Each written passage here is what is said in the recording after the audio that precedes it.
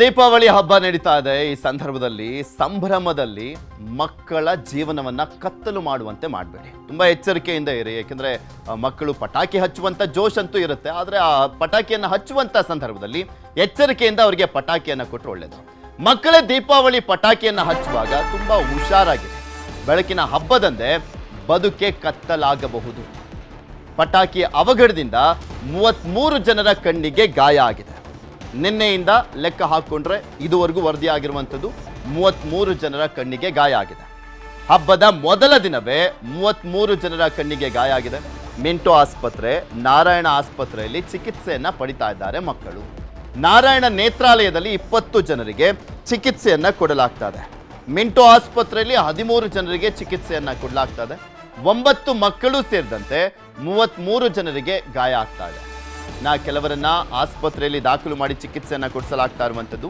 ಪಟಾಕಿ ಸಿಡಿಸೋದನ್ನ ನೋಡ್ತಾ ಇದ್ದಂಥ 48 ವರ್ಷದ ವ್ಯಕ್ತಿಯ ಕಣ್ಣಿಗೆ ಕಿಡಿ ತಗುಲಿ ಗಾಯ ಆಗಿದೆ. ಅದರಲ್ಲೂ ಬೆಂಗಳೂರಿನಲ್ಲಿ ಯಾವುದಾದ್ರೂ ರೋಡಲ್ಲಿ ಓಡಾಡಬೇಕು ಅಂದರೆ ತುಂಬ ಹುಷಾರಾಗಿ ಓಡಾಡಬೇಕು. ಯಾಕೆಂದರೆ ಎಲ್ಲಿ ಯಾವಾಗ ಬ್ಲಾಸ್ಟ್ ಆಗುತ್ತೆ ಅಂತ ಗೊತ್ತಾಗಲ್ಲ.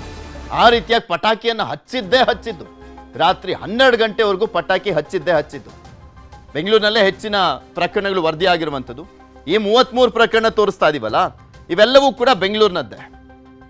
ಕೆಲವರು ಗಾಡಿಲಿ ಹೋಗ್ಬೇಕಾದ್ರೆ ಸಿಡಿದಿದೆ, ಕೆಲವರು ಅದನ್ನು ನೋಡಬೇಕಾದ್ರೆ ಸಿಡಿದಿದೆ. ಇನ್ನು ಕೆಲವು ಮಕ್ಕಳು ಪಟಾಕಿಯನ್ನು ಹಚ್ಚುವಂತ ಸಂದರ್ಭದಲ್ಲಿ ಪಟಾಕಿ ಸಿಡಿದು ಈ ರೀತಿಯಾಗಿ ಆಗಿದೆ. ಇದ್ರ ಬಗ್ಗೆ ಇನ್ನಷ್ಟು ಮಾಹಿತಿಯನ್ನ ಕೊಡ್ತಾ ಹೋಗ್ತಾರೆ ನಮ್ಮ ಪ್ರತಿನಿಧಿ ಆಶಿಕ್ ಮುಲ್ಕಿ ನಮ್ಮ ಜೊತೆ ದೂರವಾಣಿ ಸಂಪರ್ಕದಲ್ಲಿ ಜಾಯ್ನ್ ಆಗಿದ್ದಾರೆ.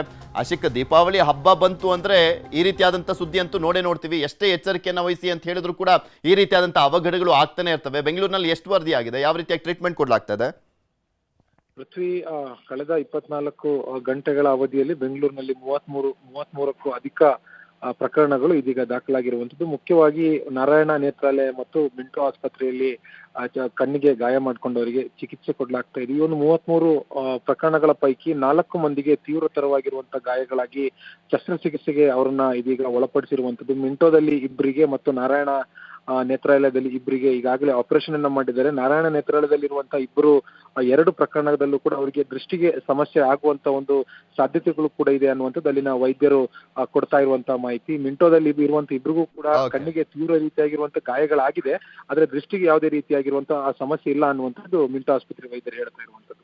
ಓಕೆ, ಧನ್ಯವಾದ ಆಶಿಕ್ ನಿಮ್ಮೆಲ್ಲ ಮಾಹಿತಿಗಾಗಿ. ಒಂದು ದಿನದ ಸಂಭ್ರಮ ಇಡೀ ಜೀವನದಲ್ಲಿ ಕತ್ತಲಾಗಬಾರ್ದು.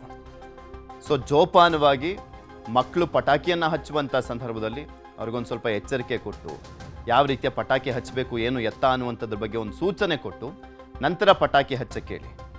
ಇಲ್ಲಾಂದರೆ ಇಡೀ ಬದುಕೆ ಕತ್ತಲಾಗ್ಬಿಡುತ್ತೆ.